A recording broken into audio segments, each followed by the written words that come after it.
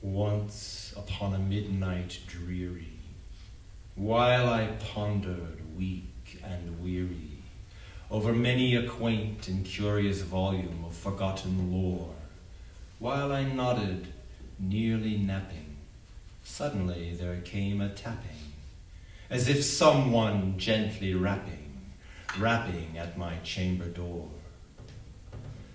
"'Tis some visitor," I muttered, tapping at my chamber door. "Only this, and nothing more."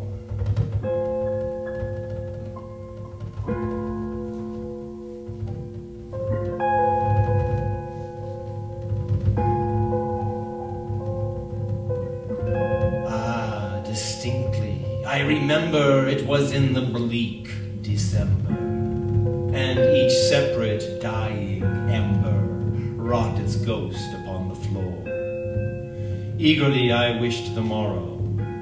Vainly I had sought to borrow from my books surcease of sorrow, sorrow for the lost Lenore, for the rare and radiant maiden whom the angels name Lenore, nameless here forevermore.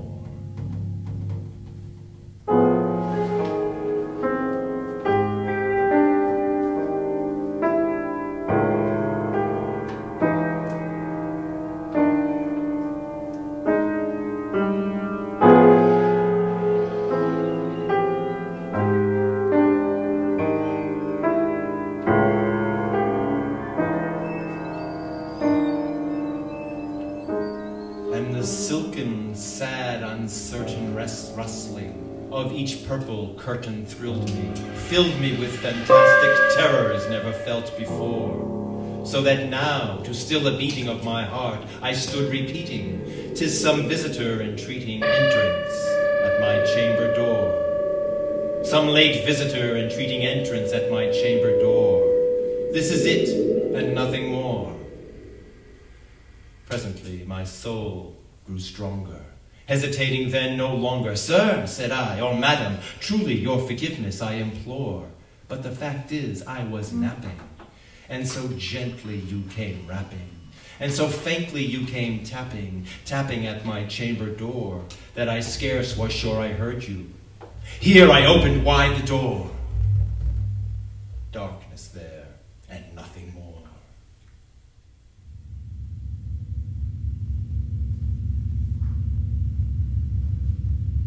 Deep into that darkness peering, long I stood there wondering, fearing, doubting, dreaming dreams no mortal ever dreamed to dream before. But the silence was unbroken, and the stillness gave no token, and the only word there spoken was the whispered word, "Lenore." This I whispered, and an echo murmured back the word, "Lenore." Merely this, and nothing more.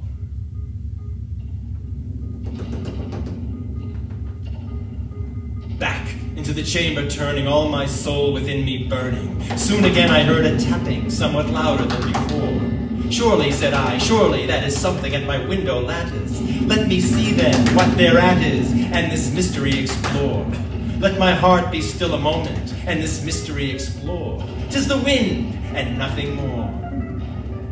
Open here I flung the shutter, when, with many a flirt and flutter, in there stepped a stately raven of the saintly days of yore.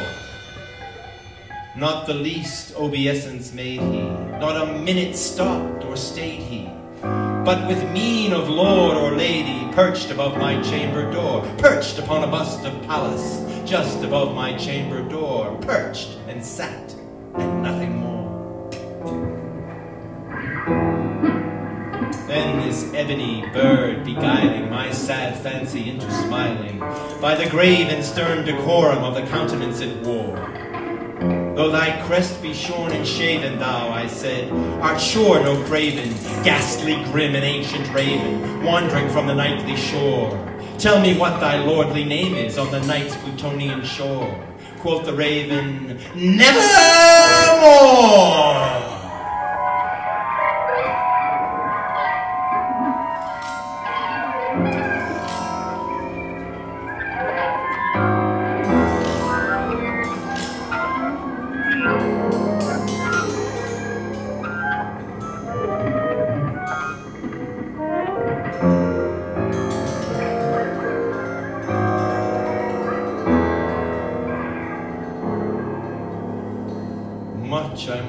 this ungainly fowl to hear discourse so plainly, though its answer little meaning, little relevancy bore.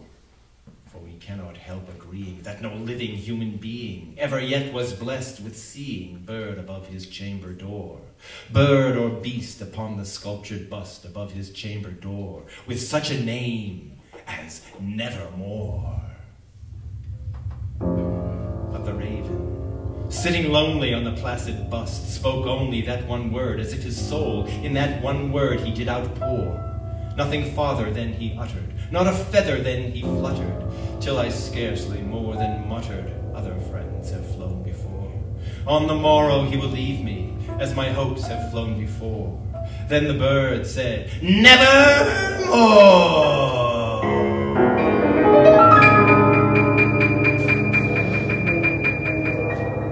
Startled at the stillness broken by reply so aptly spoken, doubtless, said I, what it utters is its only stock and store, caught from some unhappy master, whom unmerciful disaster followed fast and followed faster, till his songs one burden bore, till the dirges of his hope that melancholy burden bore of never, nevermore.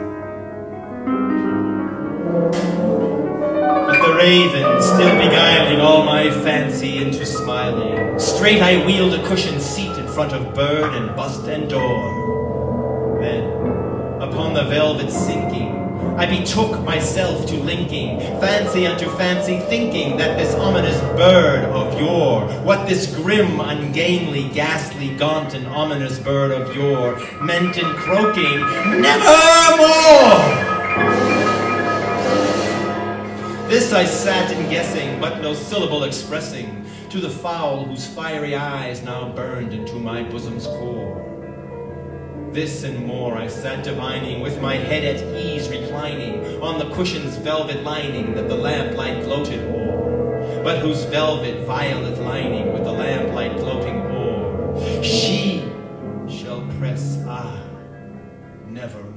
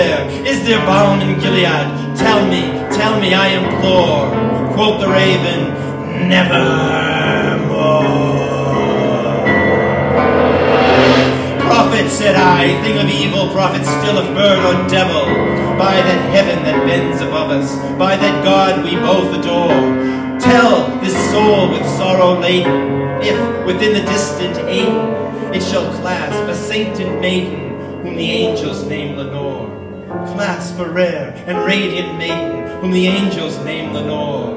Quoth the raven, Nevermore. Be that word our sign of parting, bird or fiend that shrieked upstarting. Get thee back into the tempest and the night's Plutonian shore. Leave no black plume as a token of that lie thy soul has spoken. Leave thy loneliness unbroken. Quit the bust above my door. Take thy beak from out my heart. Take thy form from off my door. Quoth the raven, nevermore.